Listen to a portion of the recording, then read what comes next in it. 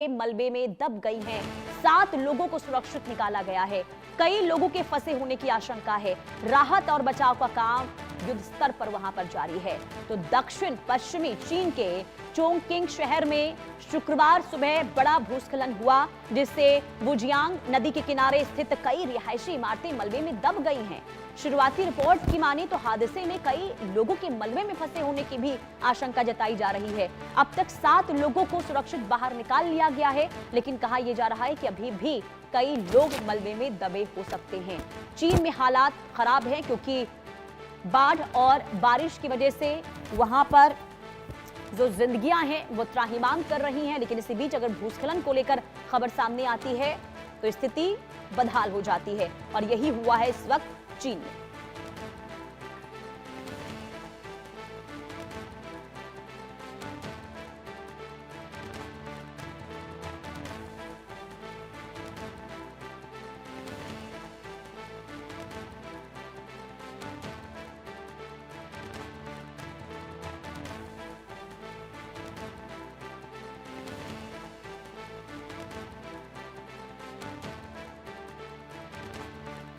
तो ये बड़ी खबर चीन से, जहां भूस्खलन के बाद एक बार फिर से स्थिति बिगड़ गई है, क्योंकि कई रिहायशी इमारतें जो मलबे में तब्दील हो गई हैं, जिसमें कई लोगों के दबे होने की आशंका जताई जा रही है।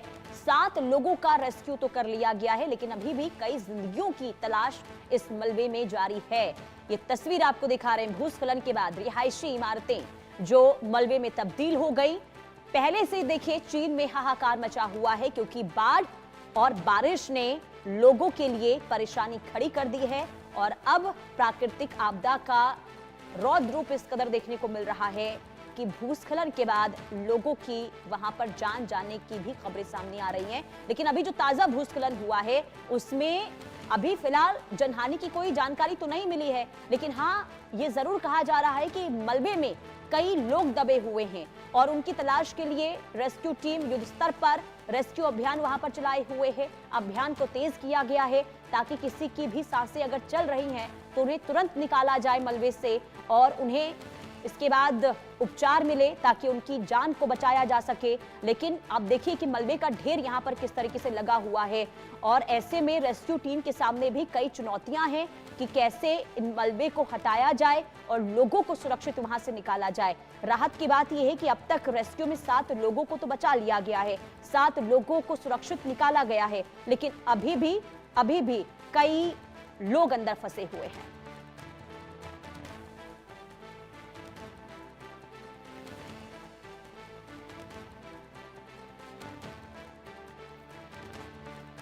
तो चीन में भूस्खलन का कहर, हाहाकार की स्थिति, लोगों का जनजीवन बहुत ज्यादा प्रभावित पहले से ही बाढ़ की वजह से, बारिश की वजह से, और एक बार फिर से प्राकृतिक आपदा का ये जो संकट इस वक्त बना हुआ है चीन के लोग इससे काफी त्राहिमाम करते हुए नजर आ रहे हैं। विकट स्थिति इस वक्त चीन के अंदर देखने को मिल रही है, और ये तस्वीर आप देखिए ड्रोन से ली गई ये तस्वीर है, जिसमें आप देखिए चारों तरफ सिर्फ और सिर्फ आपको मलबा ही नजर आ रहा होगा। आरजू सेठ संवाददाता तमाम जानकारी के साथ जुड़ चुकी हैं।